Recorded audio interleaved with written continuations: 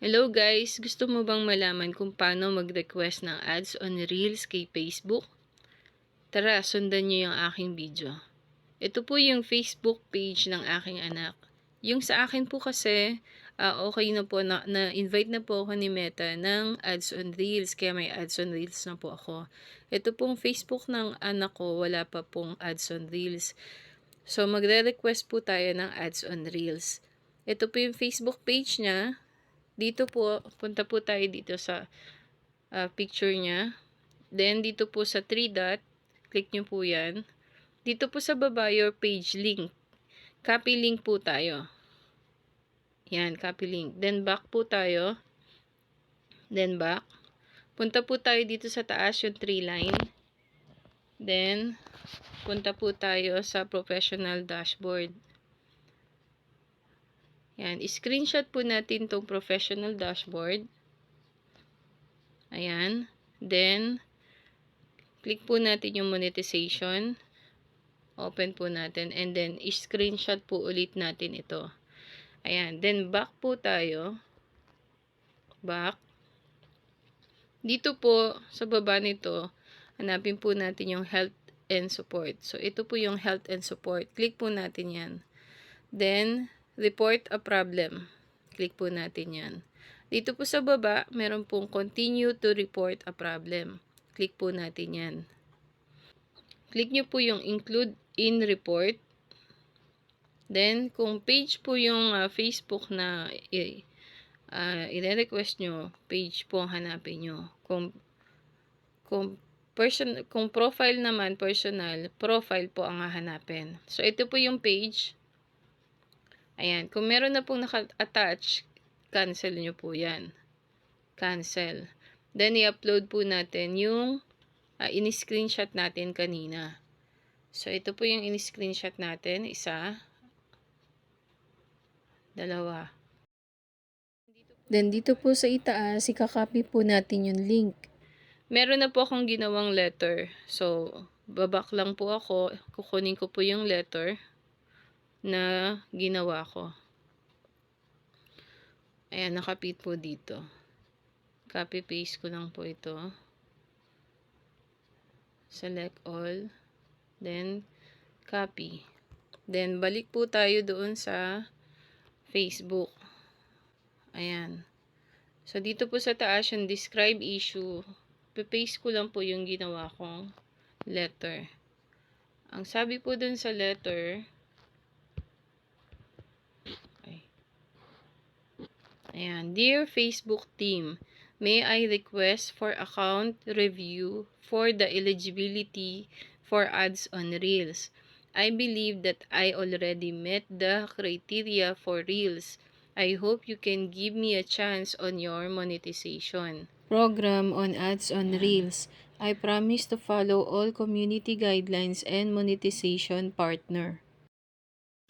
Then, nilagay ko po yung link, kasama po yung link dito. Here is my profile page link. Ayan. So, ito po yung letter na nilagay ko doon sa description niya. Then, isa-send po natin ito kay Facebook. Dito po sa taas. Ayan po. Kiklik ko na po yan. Send report. Isang beses lang po tayo dapat mag-send ng report. Maghintay po tayo. And then, after po nyan, hintayin lang po natin yung response ni Facebook. Huwag po tayong makulit. Mag-wait po tayo. So, yan lang po. Sana nakatulong. Thank you. Hello guys! So, naimbitahan na po ako ni Meta na magkaroon po ako ng ads on Reels. So, congratulations po sa akin. Account po nga pala yun ng aking anak. So, tuturuan ko po kayo kung paano mag-setup ng ads on Reels. So, ganito po. Punta po tayo sa FB icon. Then, punta po tayo dito sa taas sa 3 line. Then, professional dashboard. And then, punta po tayo sa monetization. So, ayan guys, available to set up. Meron na po kaming ads on Reels sa page po ng aking anak. So, isi-set up na po natin. Click setup. Ayan. So, ads on Reels is here. Create Reels, pursue your passion, and get paid for creating original Reels. Earn money from ads on your reels. Ads are enabled and automatically placed on your public reels. Start earning from eligible reels or turn off ads anytime. Get paid for plays. Your earning will be based on the number of plays you get on your eligible public reels. So get started, click po natin yan. Then select your business info. So dalawa po yung nakasetup sa akin. So ito na lang po ang lalagay ko yung sa aking account. Then next, ayan, setup complete. Success. You can start earning money for ads on your reels. Create reels and get paid for automatic ad placement. Get started. So yan na. Create and share reels. The more reels you create, the more opportunity you will have to engage with your audience and make money for ads. Make money from plays. Your earning will be based on the number of plays you get on your eligible public reels. Track your earnings. Go to Insights tab to keep track of your progress. You'll have access to earning and ad impression data to help you make the most of ads on Reels. So, click po natin yung data. So, yun na guys, meron na tayong earnings na 0.69 cents. So, check po natin kung ano po ang magiging itsura ng ating ads on Reels. So, punta po tayo ng professional dashboard. Then, monetization.